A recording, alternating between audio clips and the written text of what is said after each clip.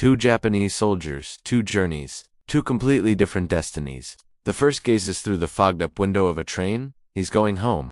The memories of the last days in the suffocating jungle, the shame of surrender, the time spent in an American POW camp, all of it begins to fade as familiar rooftops appear on the horizon. At last, he is back in Japan. The second looks out through the iron bars of a prison car. He too is returning from a long journey, but to an unknown destination. The sudden Soviet invasion, the humiliation of surrender, confinement under inhuman conditions. But all of that gives way to something even worse. He is not going home.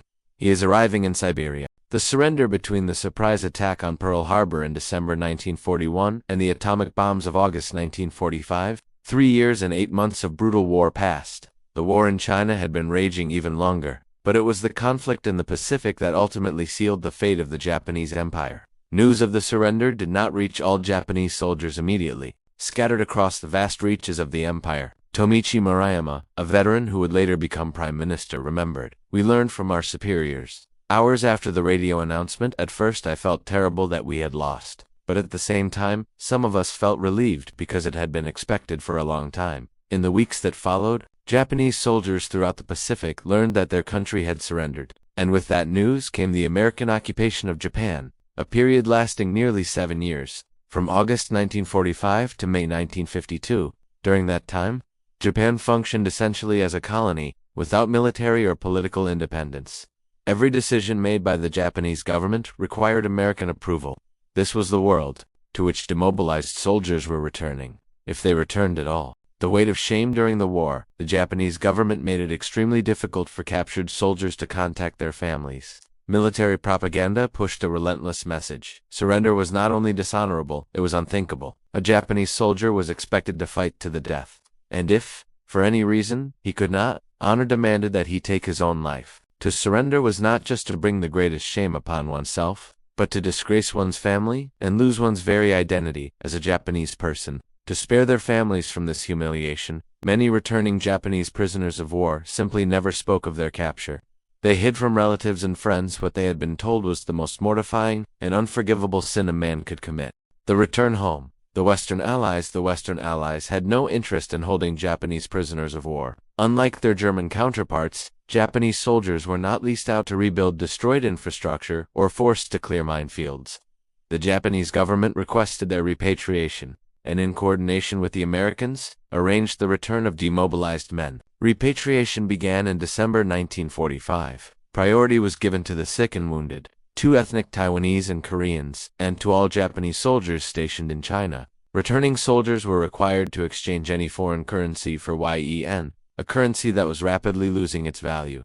But they were far more eager to trade their prison clothes for their old military uniforms. While waiting their turn to go home, they were housed in abandoned barracks or warehouses at the ports of entry. Furnishings were minimal.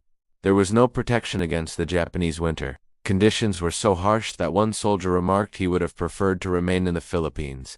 When the time finally came to complete the journey, they were given just enough money to buy a train ticket and rations to survive the trip. A cold reception coming home was not always a happy moment. Families of prisoners of war sometimes received death notices issued incorrectly and intentionally distorted by the government. It's easy to imagine the shock of seeing a husband, a brother, or a son, officially declared dead, walk through the front door. Returning soldiers limped through the streets of their hometowns, often still wearing surplus uniforms given to them by their former captors. Some were reduced to begging from American troops. Privately, many Japanese civilians did sympathize with the veterans who returned, but the wound of defeat and the sudden restructuring of their society were still far too fresh. Some soldiers were met with open hostility by the very crowds that had once cheered them as heroes. They returned in silence, said Toru Takaya, a high school student at the time. Some soldiers told me that when they left for war, everyone applauded and saw them off.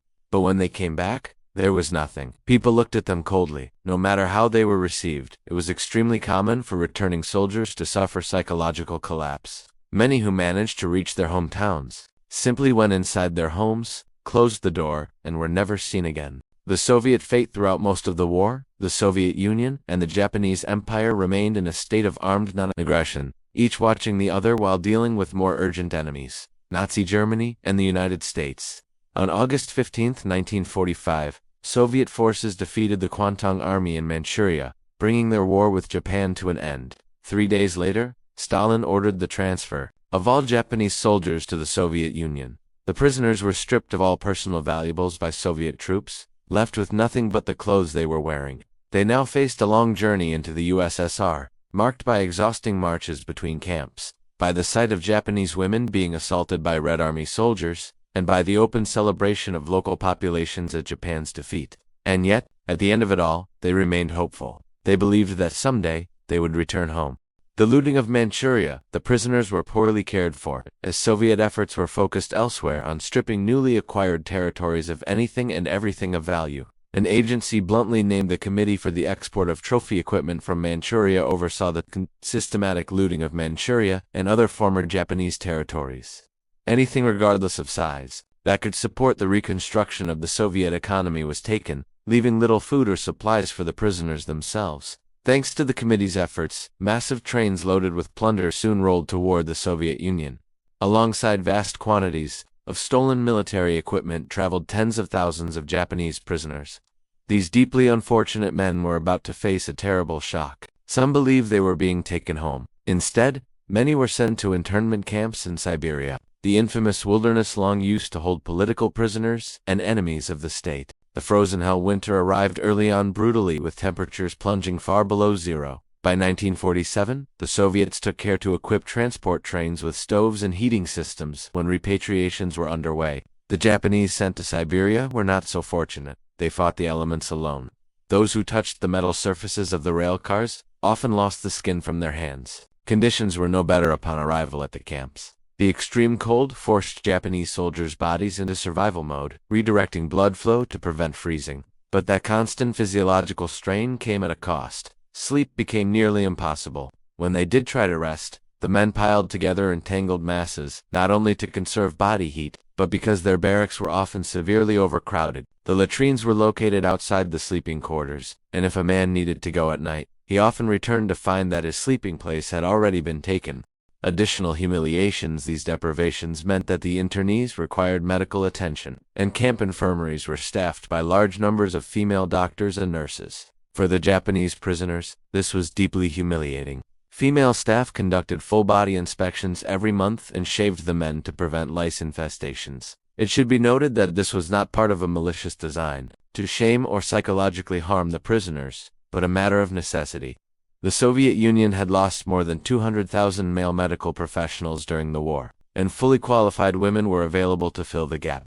Nevertheless, the humiliating effects remained, regardless of intent. An important note: it is important to make one simple statement. It is a historical fact that the Japanese Empire brutally abused civilians and prisoners during the war, engaging in forced labor programs, human experimentation, sexual exploitation, and countless other acts of cruelty, both large and small. This cannot be denied. The purpose of this examination is not to portray Imperial Japan as the victim nation, but to explore the consequences of the Second World War. The Soviets abused the Japanese just as they abused the Germans, just as the Japanese abused the Chinese, Filipinos, Malays, Vietnamese, the Dutch, Americans, British, and many others. War left no side untouched by cruelty. A variety of suffering while the camps in Siberia were certainly hellish. Internment centers were built across the vast expanse of the Soviet Union.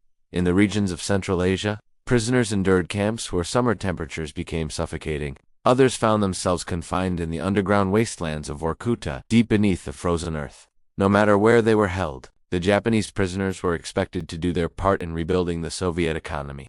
At the very moment he ordered the first internments in Siberia, Stalin also decreed that Japanese prisoners would be used as laborers to repair the damage they and their Axis partners had inflicted on what was called the workers' paradise. Forced labor, the NKVD, the Soviet secret police and predecessor of the KGB, was tasked with organizing the prisoners into labor battalions of 1,000 men. The vast majority were assigned to build roads, lay railway tracks, and construct or repair bridges and other transportation infrastructure. Others were sent to work as industrial laborers or loggers. Whatever most benefited the Soviet economy, the type and intensity of a prisoner's labor were largely a matter of chance, which camp he was sent to, how badly the surrounding region had been damaged by the war, how many workers were available, and what best served Stalin's economic plans.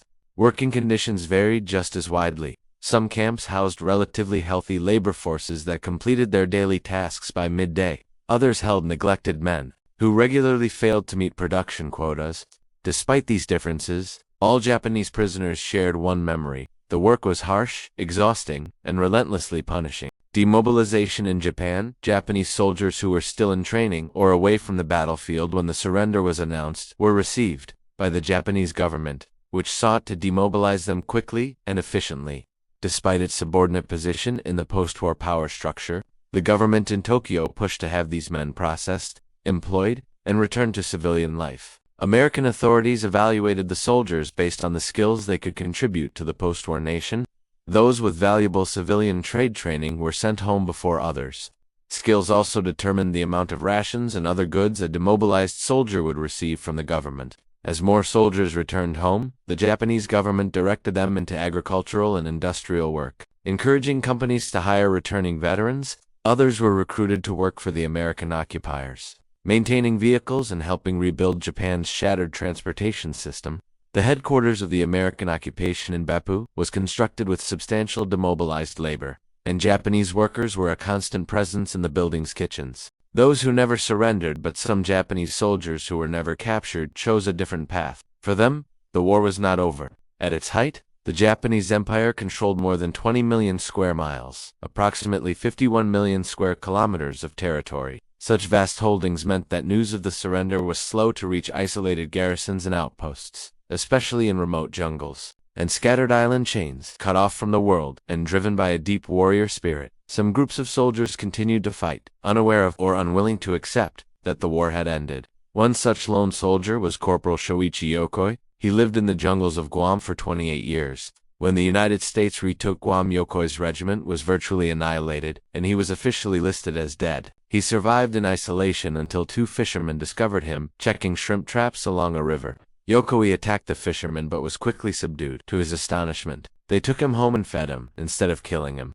Yokoi was finally demobilized in 1972, and later wrote a book about his years in the jungle. But the most famous case was that of Lieutenant Hiru Onoda. Onoda's small detachment waged a guerrilla war against the Philippine government until 1974. By then, Onoda was alone. He finally emerged from hiding only after being formally relieved of duty by his former commanding officer, long since retired. Only then did the war truly end for him. The Tokyo trials, like the Nazis, the Japanese committed a wide range of crimes against humanity that demanded prosecution. Suspected war criminals were imprisoned near the locations where they were captured, with detention facilities in Hong Kong, Burma, Singapore, and the Dutch East Indies holding those awaiting trial. The Prisoner of War Information Bureau played a key role in preparing the trials, and in actively interfering with them. Japanese authorities encouraged the Bureau to withhold information from Allied prosecutors, a demand the supposedly neutral agency accepted, categorizing its prisoner files and personal histories as either for active release or release only if necessary. The situation was further complicated by the fact that both the Bureau and the Japanese government lacked sufficient English-speaking personnel capable of interacting with American occupation forces and other Allied leaders. The Potsdam Declaration, which laid out the terms of Japan's surrender, stated that the authority and influence of those who have deceived and misled the people of Japan into embarking on world conquest must be eliminated for all time. To that end, the Tokyo trials were convened. 28 members of the Japanese government, including the military dictator Hideki Tojo, a survivor of a failed suicide attempt, were put on trial for a catalogue of horrors stretching from the first Japanese landings in China to the atomic bombings of Hiroshima and Nagasaki. Proceedings continued until 1948, when 2 defendants died of natural causes. 7 of the 28 were sentenced to death, including Tojo himself. Those tried in Tokyo were classified as Class A war criminals, leaders at the highest level. Thousands of lesser offenders were tried in municipal courts across Allied-controlled territories throughout the Pacific. The Tokyo trials lasted twice as long as their counterpart in Nuremberg, and were equally effective in establishing international law regarding crimes against humanity.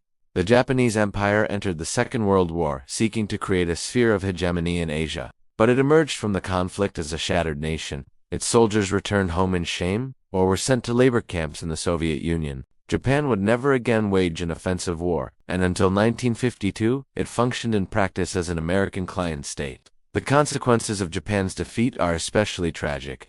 A bleak ending to an orgy of violence and hatred with few parallels in the record of man's inhumanity to man. Subscribe and don't miss our stories.